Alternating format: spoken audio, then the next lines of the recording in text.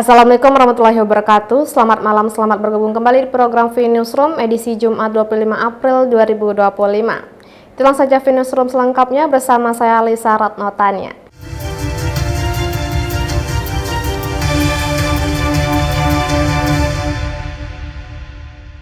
Polisi memastikan seorang pria berusia 68 tahun yang ditemukan meninggal di salah satu kamar hotel di Tanjung Pinang meninggal karena serangan jantung. Warga di kawasan Jalan Bintan, Kota Tanjung Pinang digemparkan dengan penemuan sosok mayat seorang pria lansia yang ditemukan di salah satu kamar Hotel Surya pada Kamis 24 April 2025 kemarin. Korban yang diketahui berinisial A usia 68 tahun ini ditemukan dalam keadaan telungkup dan mengeluarkan busa. Kapolresta Tanjung Pinang Kombes Pol Hamam Wahyudi mengungkapkan, berdasarkan hasil visum dari pihak rumah sakit, pria lansia tersebut meninggal disebabkan serangan jantung. Dari hasil visum juga tidak ditemukan tanda-tanda kekerasan pada tubuh korban. Jadi dari hasil olah TKP memang kondisinya itu kondisi meninggal, hasil keterangan medis sementara meninggal karena serangan jantung, ya. Jadi tidak kuat dengan meninggal karena sakit, gitu. Jadi seperti itu sih.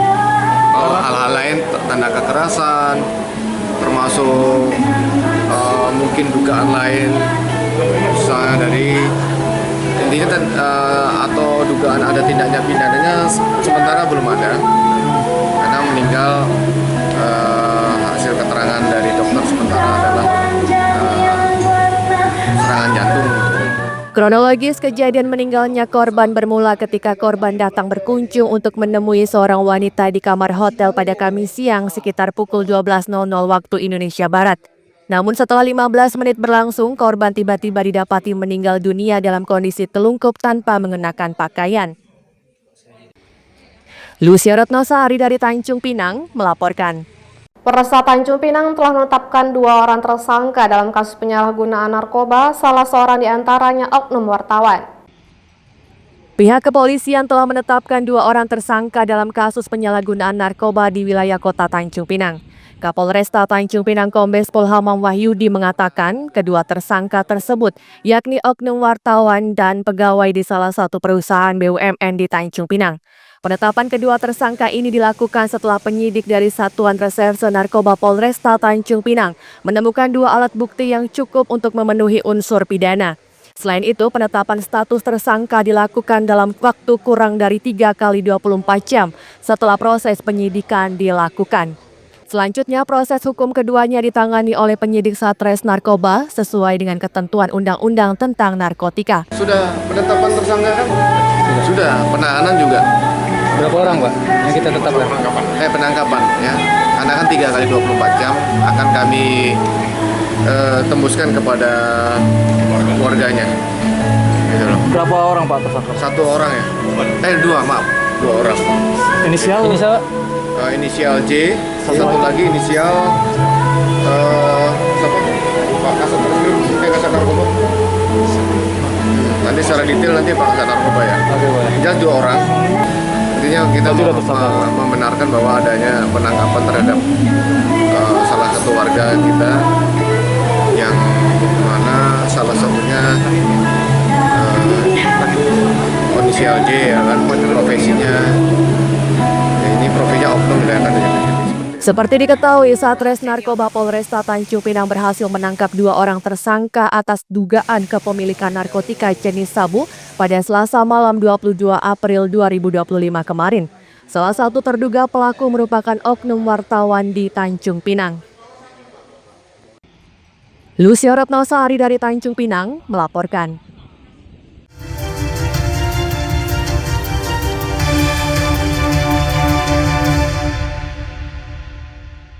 Sejumlah warga perumahan Kenangan Jaya 9 mendatangi kantor pengembang perumahan atau developer untuk menuntut janji pembangunan sejumlah fasilitas penting. Sejumlah warga perumahan Kenangan Jaya 9 mendatangi kantor developer perumahan PT Sinar Multi Makmur Abadi yang terletak di Jalan IR Sutami, Kota Tanjung Pinang pada Kamis 24 April 2025. Kedatangan mereka untuk menuntut janji pihak developer yang sampai saat ini belum merealisasikan pembangunan sejumlah fasilitas penting di perumahan tersebut. Salah seorang perwakilan warga, Rahmat, menjelaskan fasilitas yang belum terrealisasi antara lain 1 sumur bor untuk 15 rumah, surat hibah musola, lahan olahraga, gorong-gorong belakang perumahan hingga semenisasi. Sejauh ini hanya terdapat 1 sumur bor yang diperuntukkan untuk 32 rumah. Hal ini jauh dari janji developer yang tertuang dalam brosur perumahan. Akibat kondisi tersebut, distribusi air sumur bor untuk warga perumahan Kenangan Jaya 9 tidak merata. Tujuan kami ke sini hanya ingin memperjelas kayak mana tanggung jawabnya developer Kenangan Jaya 9 yang bertempat tinggal alamat di Jalan Batu Naga. Apa yang ingin diperjelas, Pak? Soal tuntutan kami sesuai brosur beliau. Emang isi brosurnya apa, Bang? Isi brosur di sini soal sumur bor 15 rumah dalam 15 rumah 1 sumur bor.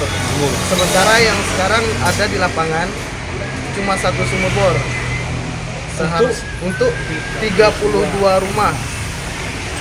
Seharusnya 15 rumah 1 sumur bor.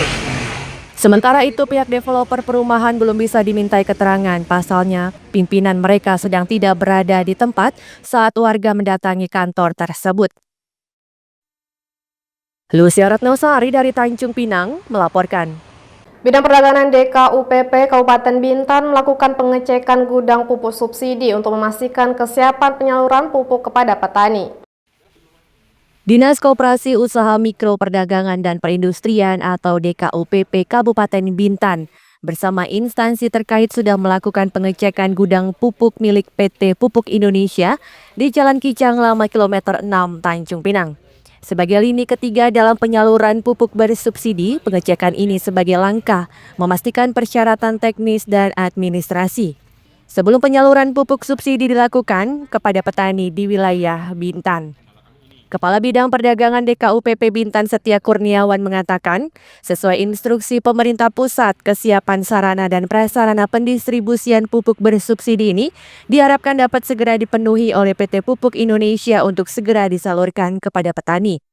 Ya, jadi karena pengecekan ini untuk memastikan kesiapan dokumen dan prasarananya, kita masih memastikan dan menyegerakan kepada PPI atau pengelola gudang di lokasi tersebut untuk menyiapkan gudang yang sudah terregistrasi dalam bentuk tanda daftar gudang.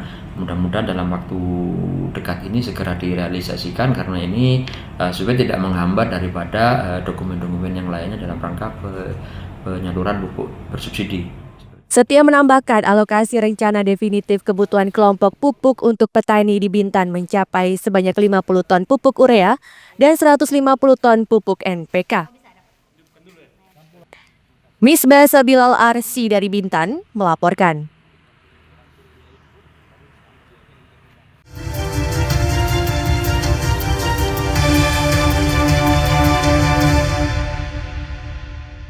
Dinas Ketahanan Pangan dan Pertanian atau DKPP Kabupaten Bintan melakukan pendataan hewan kurban jelang Idul Adha 1446 Hijriah. Pendataan stok hewan kurban menjelang Hari Raya Kurban atau Idul Adha 1446 Hijriah dilakukan pemerintah Kabupaten Bintan melalui Dinas Ketahanan Pangan dan Pertanian atau DKPP.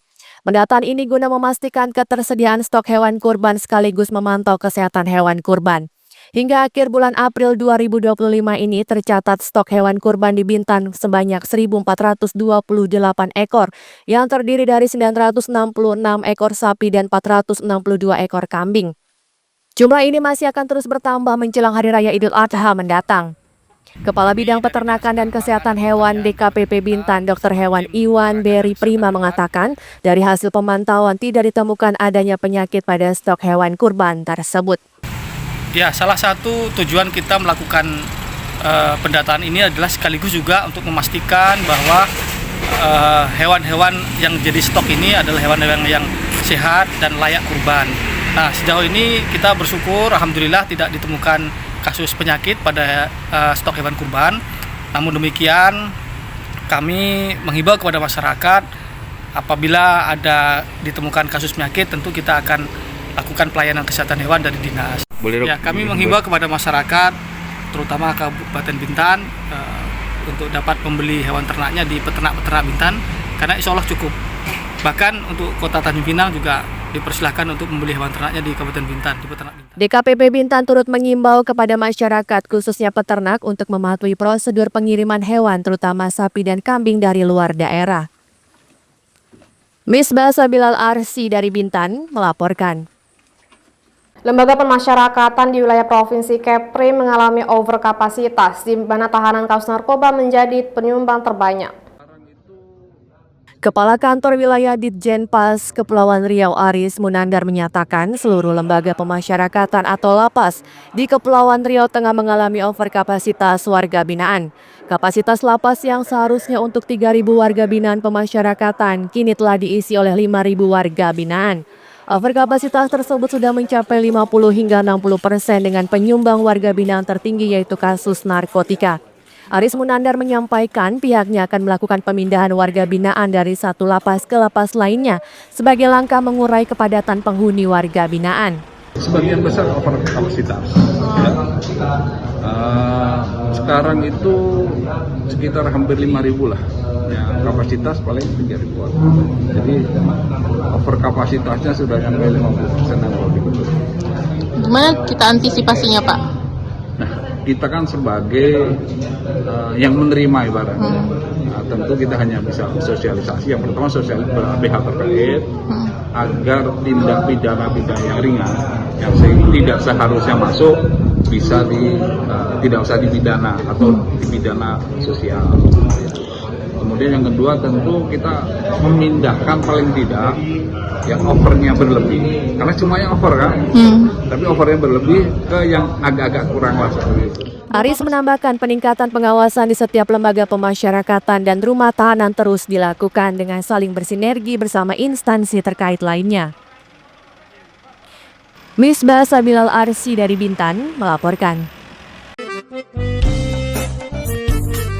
Jangan lupa follow Instagram dan TikTok BNewsClick untuk berita menarik lainnya.